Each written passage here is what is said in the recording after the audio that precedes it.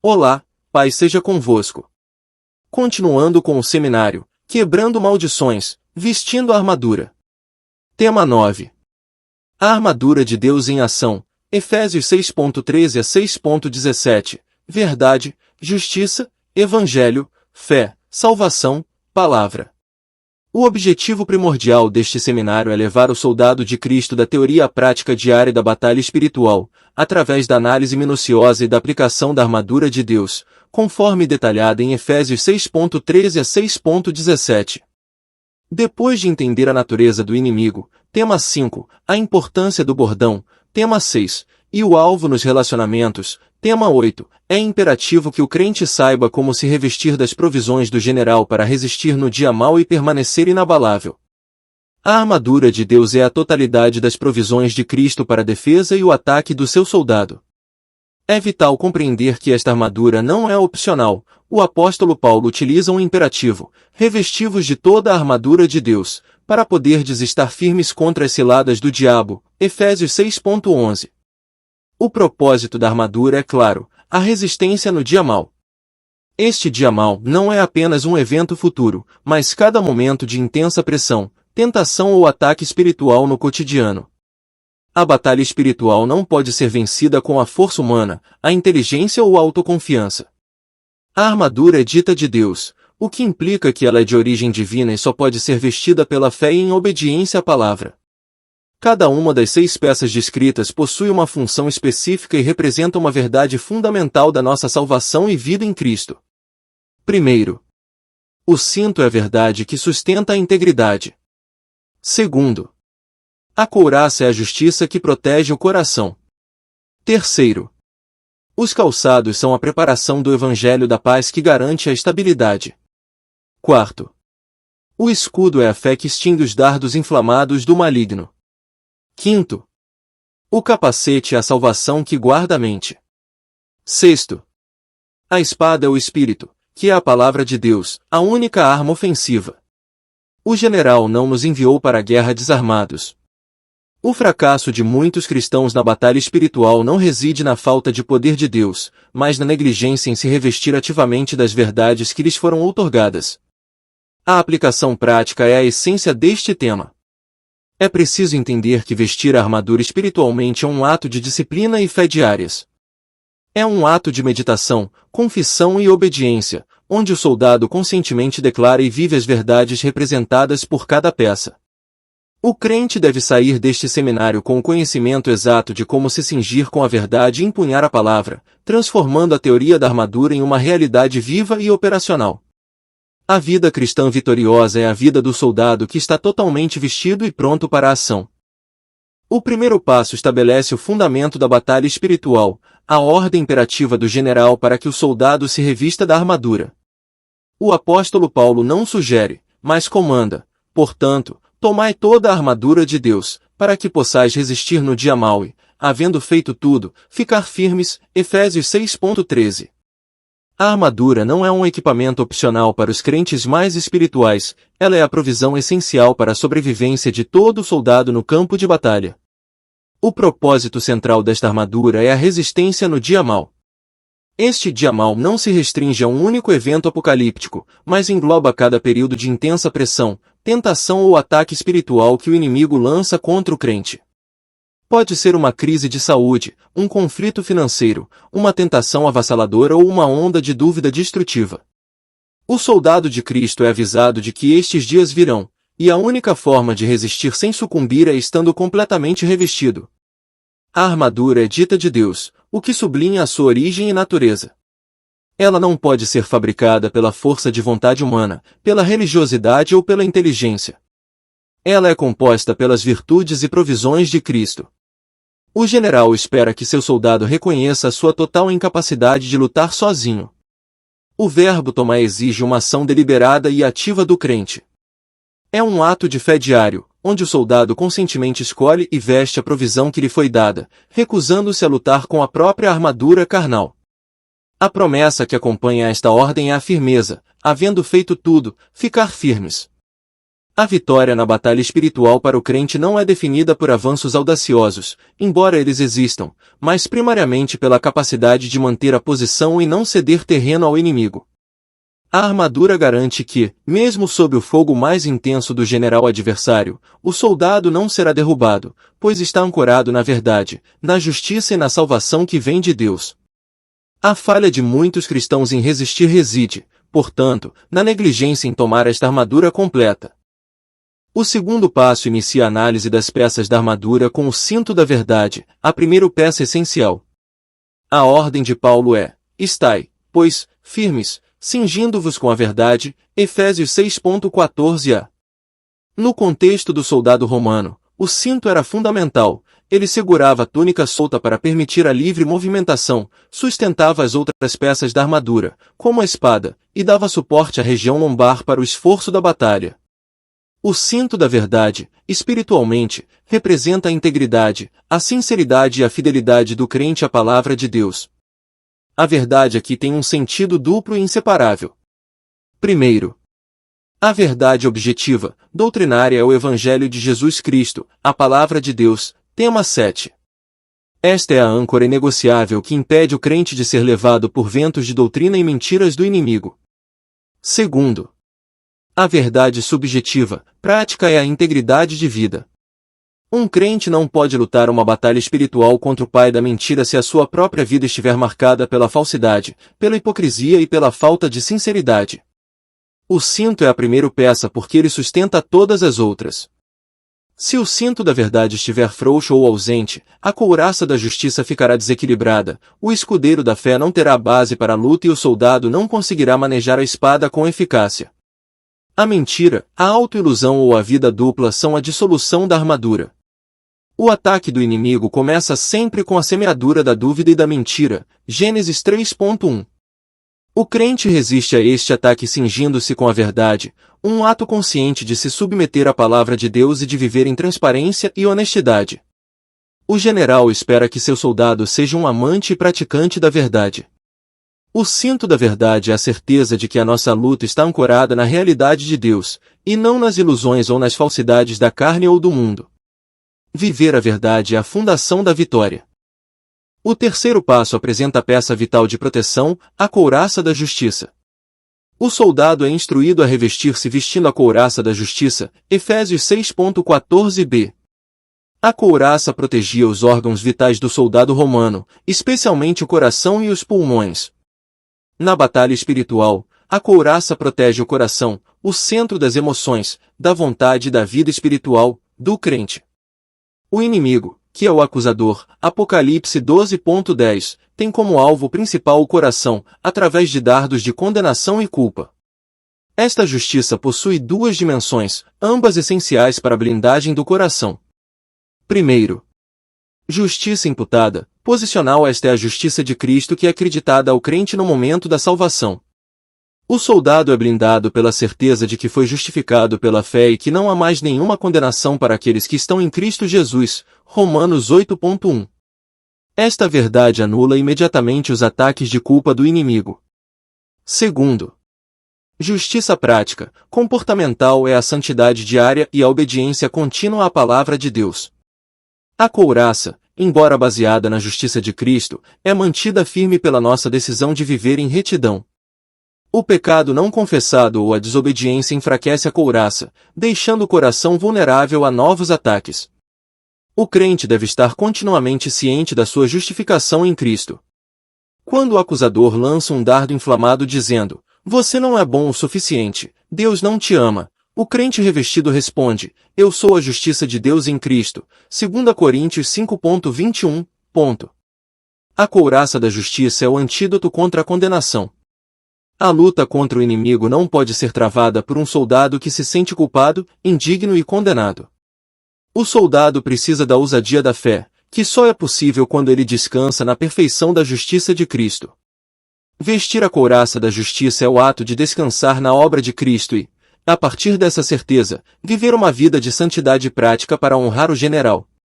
O coração protegido garante a estabilidade emocional e espiritual para o combate. O quarto passo descreve os calçados da preparação do Evangelho da Paz. e calçai os pés na preparação do Evangelho da Paz, Efésios 6:15. Os calçados do soldado romano eram robustos, com solas grossas e pregos, garantindo tração e estabilidade em qualquer terreno. Na batalha, a estabilidade é tudo, um soldado que escorrega é um alvo fácil. Os calçados espirituais representam dois conceitos interligados, estabilidade e missão. Primeiro, estabilidade. A paz de Cristo, o crente está firme porque a sua base é o Evangelho da Paz. Esta paz é o resultado da reconciliação com Deus através de Cristo, Romanos 5:1. A paz de Cristo, que excede todo o entendimento, Filipenses 4:7, é o que âncora a alma do soldado em meio ao caos da guerra. O soldado não luta em pânico, ele luta a partir de uma posição de descanso e confiança, tema 7. Segundo, missão, a preparação para a ação. Os calçados também representam a prontidão para avançar e proclamar o Evangelho. A nossa missão é a nossa postura de guerra. A melhor defesa contra o ataque do inimigo é o ataque proativo do reino, através da evangelização. O crente que está focado em avançar o reino não tem tempo para ceder ao medo e à dúvida. O inimigo tenta desestabilizar o crente com ansiedade, incerteza e medo do futuro. Os calçados da paz garantem que o crente não será derrubado por estas inseguranças. O soldado revestido está pronto para a marcha, sabendo que o general já venceu e que a sua paz não depende das circunstâncias, mas do evangelho que ele carrega. O general espera que seu soldado não seja passivo, mas que esteja em constante prontidão. Calçar os pés é um ato de decisão diária de viver e proclamar a paz que nos foi dada. O soldado do Evangelho da Paz não foge da batalha, mas avança, pois a sua causa é justa, o seu general é invencível e a sua base de apoio é a promessa da paz eterna. O quinto passo destaca o escudo da fé, a única peça que Paulo descreve com a sua função explícita, embraçando sempre o escudo da fé, com o qual podereis apagar todos os dardos inflamados do maligno, Efésios 6:16. O escudo romano, o scutum, era grande, retangular, e coberto de couro que era umedecido para extinguir flechas incendiárias. O escudo da fé é a confiança ativa e inabalável nas promessas do general. Ele é o meio pelo qual o crente se apropria das verdades que compõem o restante da armadura. Sem fé, o cinto e a couraça não têm valor prático. A fé é o veículo da apropriação. Os dardos inflamados do maligno são os ataques diretos do inimigo que visam incendiar a vida do crente com: primeiro, dúvida, flechas que questionam a fidelidade de Deus e a eficácia da salvação. Segundo, medo, dardos que instilam pânico, ansiedade e paralisia. Terceiro, tentação, flechas que buscam inflamar a luxúria e a concupiscência. Quarto, desespero, ataques que visam minar a esperança e induzir a desistência. A fé é o extintor para estes dardos. Quando o inimigo lança uma flecha de dúvida, o crente não a rebate com o sentimento, mas com o escudo da palavra, tema 7. A fé declara: eu sei em quem tenho crido e estou certo de que é poderoso para guardar o meu depósito até aquele dia, 2 Timóteo 1:12. O escudo da fé é a única peça que é descrita como sendo móvel e ativa, deve ser embraçada sempre. Isso exige um exercício contínuo da confiança. O soldado deve estar vigilante, pronto para mover o escudo para cobrir qualquer parte de sua vida que esteja sob ataque. A fé não é apenas a crença, é a ação de confiar. O general espera que seu soldado seja um gigante de fé, pois a fé é o que agrada a Deus e o que anula o poder destrutivo do inimigo. O sexto ponto foca no capacete da salvação. Tomai também o capacete da salvação, Efésios 6:17a. O capacete é a peça que protege a cabeça, o centro do comando, do raciocínio, da vontade e das convicções. Na batalha espiritual, o alvo do inimigo é a mente, tema 7. O capacete da salvação representa a certeza inabalável da nossa segurança em Cristo e a nossa esperança na vitória final. O inimigo ataca a mente do crente com: primeiro, mentiras sobre a identidade. O diabo tenta convencer o crente de que ele é um fracasso, um pecador sem esperança, minando a sua posição de filho e herdeiro. Segundo, dúvidas sobre a segurança, ataques que questionam se o crente está realmente salvo ou se a sua salvação pode ser perdida. Terceiro, Pensamentos de derrota, o desânimo e a desesperança que levam o soldado a querer abandonar a luta. O capacete da salvação é a esperança da vitória que guarda a mente. Ele garante que o crente pense com a perspectiva da eternidade, onde a dificuldade presente é temporária. O crente revestido responde aos ataques de identidade com a convicção: eu sou nova criatura, as coisas antigas já passaram, eis que tudo se fez novo. 2 Coríntios 5:17. O general espera que o soldado viva com a mente renovada, liberto dos padrões de pensamento do mundo e do passado de pecado. Romanos 12:2. O capacete é a garantia de que a batalha final já foi vencida por Cristo. Esta verdade inquestionável impede que o inimigo plante sementes de desespero e confusão na mente do soldado. A nossa segurança não está na nossa capacidade de nos mantermos salvos, mas na fidelidade do general em guardar o seu povo. Tomar o capacete da salvação é um ato de descanso intelectual e espiritual, pois a luta da mente já tem um desfecho glorioso. O sétimo ponto apresenta a única arma ofensiva na armadura de Deus, a espada do Espírito, que é a palavra de Deus, Efésios 6:17b. Se todas as outras peças são para a defesa, a espada é o instrumento para o contra-ataque, para a destruição das fortalezas e para a ação proativa contra o inimigo. A espada aqui se refere ao rema, a palavra de Deus falada e aplicada a uma situação específica. Ela não é a logos, a escritura como um todo, mas a palavra que se torna viva e eficaz na boca do soldado, conforme a direção do Espírito Santo. O manejo da espada exige 3 ações cruciais do crente. Primeiro, conhecimento, leitura e estudo. O soldado precisa conhecer a Escritura para saber qual arma empunhar e onde atacar. O temor 7, alimentando-se da verdade, é a preparação para o manejo da espada. Segundo, memorização e meditação. A palavra deve estar no coração e na mente, Salmo 119:11, para que ela possa ser usada prontamente sob pressão, sem a necessidade de consultar o livro. Terceiro, declaração. O está escrito. O exemplo máximo é Jesus no deserto, que repeliu cada tentação do diabo com o poder autoritativo da frase: está escrito, Mateus 4:4, 4:7, 4:10. A espada é usada quando o crente, cheio do Espírito, declara a verdade da Escritura diretamente contra o ataque do inimigo. A espada é a arma mais poderosa, pois ela possui a autoridade inerente do general. O inimigo não tem defesa contra a palavra de Deus, que é viva, eficaz e mais cortante do que qualquer espada de 2 gumes. Hebreus 4:12. O ataque bem-sucedido é aquele que destrói o fundamento da mentira do inimigo. O general espera que seu soldado seja um especialista no manejo da espada. O crente não pode ser passivo, ele deve avançar na oração e na intercessão, usando a palavra como um bisturi para cortar os laços e destruir as obras do diabo. 1 João 3:8. O soldado forte é aquele que tem a palavra no coração e na boca.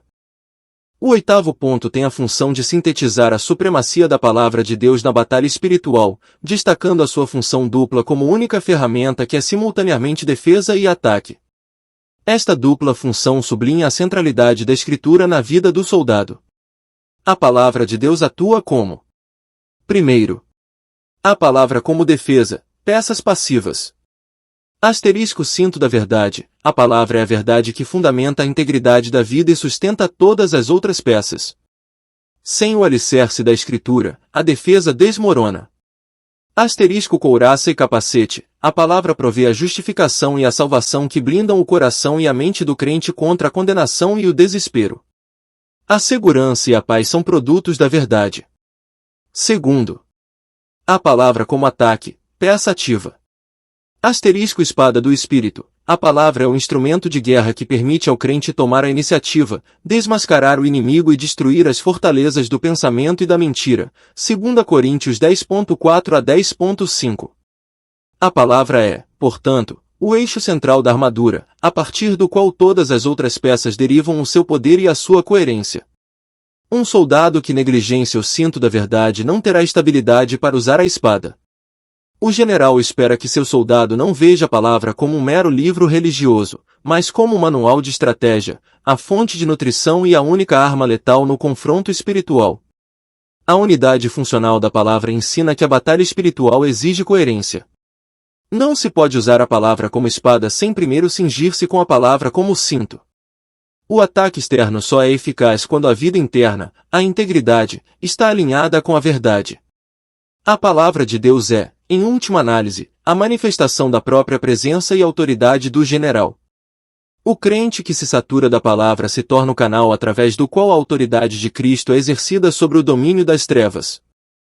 O 9º ponto aborda a condição final indispensável para a eficácia da armadura, a sua ação em unidade e oração. Paulo conclui a descrição da armadura com o chamado urgente à oração, Efésios 6:18, orando em todo o tempo com toda oração e súplica no Espírito, e vigiando nisto com toda a perseverança e súplica por todos os santos. A armadura deve ser usada em unidade. Nenhuma peça pode ser negligenciada. Um capacete sem couraça deixa o coração vulnerável, uma espada sem o cinto não pode ser empunhada, um escudo sem os calçados torna a posição instável. A armadura completa é o retrato de Cristo em nós, pois Ele é a nossa verdade, a nossa justiça, a nossa paz, a nossa fé e a nossa salvação. A oração é o combustível que energiza a armadura e o canal de comunicação com o general. A armadura, por si só, é um equipamento. A oração a torna um equipamento ativo e operacional. Primeiro, oração em todo o tempo, indica a necessidade de uma vida de comunhão contínua, e não apenas de orações esporádicas. Segundo, oração no Espírito, sublinha a necessidade de orar sob a direção e o poder do Espírito Santo, que é quem nos lembra as promessas de Deus e nos capacita a lutar. Terceiro, oração intercessória. O soldado é chamado a orar por todos os santos. A batalha espiritual é travada em comunidade. A oração do soldado sustenta os seus irmãos de armadura, tema 7, e a oração dele sustenta o seu próprio escudo. O general espera que seu soldado não lute isolado. A vigilância com perseverança na oração é a disciplina que mantém o foco e a conexão com o general. O crente que ora está em constante recebimento de instruções e reforço espiritual. A vida do soldado revestido e orante é a manifestação mais clara do poder de Deus contra as trevas. O 10º ponto serve como ponto de transição da teoria para a aplicação prática diária. A armadura não foi projetada para ser admirada, mas para ser vestida espiritualmente todos os dias. O general nos chama a transformar a doutrina da armadura em uma disciplina ativa e consciente. O vestir-se espiritual diário é um ato de fé e disciplina que deve ser a primeira atividade do soldado ao iniciar o seu dia. É um processo de confissão e apropriação.